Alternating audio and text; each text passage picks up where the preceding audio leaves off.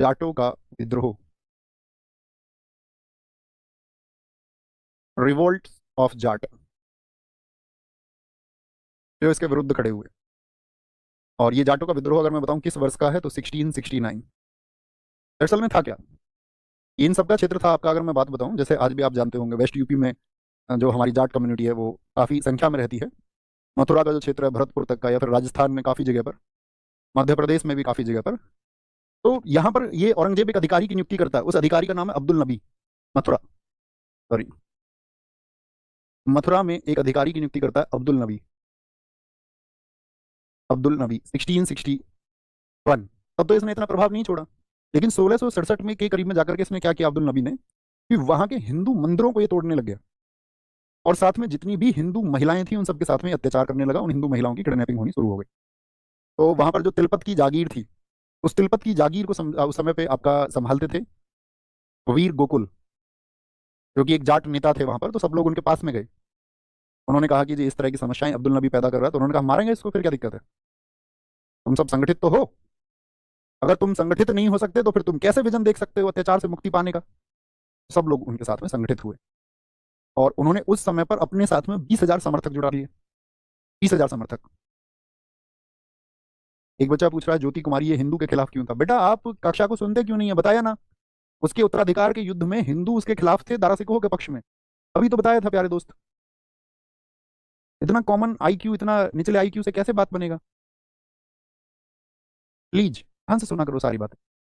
जो कोई अतिरिक्त बातें करता दिखे क्लास के अतिरिक्त, उसको मुक्ति दो, तो पढ़ने का मन नहीं है।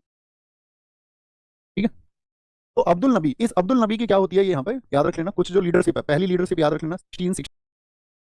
गोकुल के नेतृत्व में, ये गोकुल जी थे, इनके नेतृत्व में, गोकुल जी के नेतृत्व में सारे जाट यहाँ पर इकट्ठा हुए औरंगजेब के विरुद्ध में।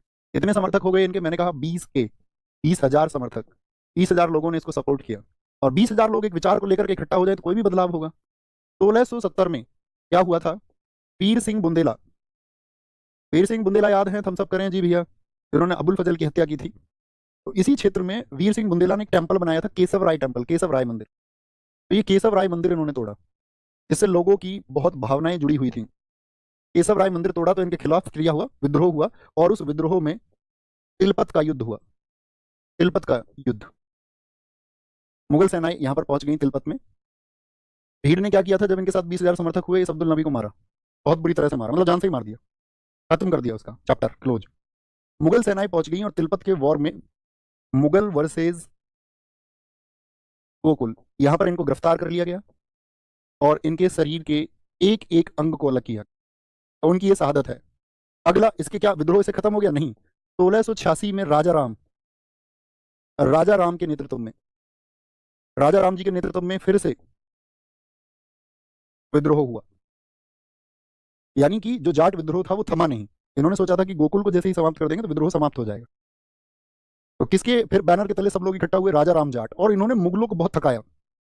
अकबर, मुझे बताओ अकबर का मकबरा कहाँ पर है, फटाफट से आंसर करो सारे लोग। भैया आगरा में, आगरा में इन्होंने अकबर के मकबरे पर पहुंच करके उसको खोद लिया, उसकी हड्डियां निकलवा ली, और हड्डियां निकलवा के कहते हैं अकबर की हड्डियों को इन्होंने जलाया, ताकि जो मुगल प्रतिष्ठा है उसको आंच पहुंचे, यहाँ इसको चैलेंज करने वाले लोग मौजूद हैं। तो फिर यही किया उन्होंने मुगलों ने। तो इनको राजा राम क्या बोलोगे, 1688 में मुगल सेना इनके खिलाफ आई, और ये भी फिर मारे गए। तो क्या विद्रोह तब भी रुक गया, नहीं। फिर इनके भतीजे थे चूड़ामन। तो क्रम पूछा जाता है, पहले मुझे बताओ किसने विद्रोह किया, गोकुल, गोकुल के बाद में राजा राम, और राजा राम के बाद में फिर कौन थे, इनके भतीजे चूड़ामन, भतीजे चूड़ामन। हम सब करें, बात क्लियर है, ने विद्रोह जारी रखा, विद्रोह जारी रखा। देख लो एक ही पॉइंट्स छोड़े थोड़े। अब क्या इनके बाद में भी फिर विद्रोह खत्म हो गया था, नहीं, फिर बदन सिंह आ गए थे, तो ये विद्रोह चलता रहा। तो मथुरा के आसपास में चैलेंज कौन बने औरंगजेब से लड़ने के लिए, जिसको कहा जाता है जाट लैंड, जाट भूमि, वो औरंगजेब के खिलाफ एक चैलेंज बन के खड़ी। दूसरे विद्रोह की बात,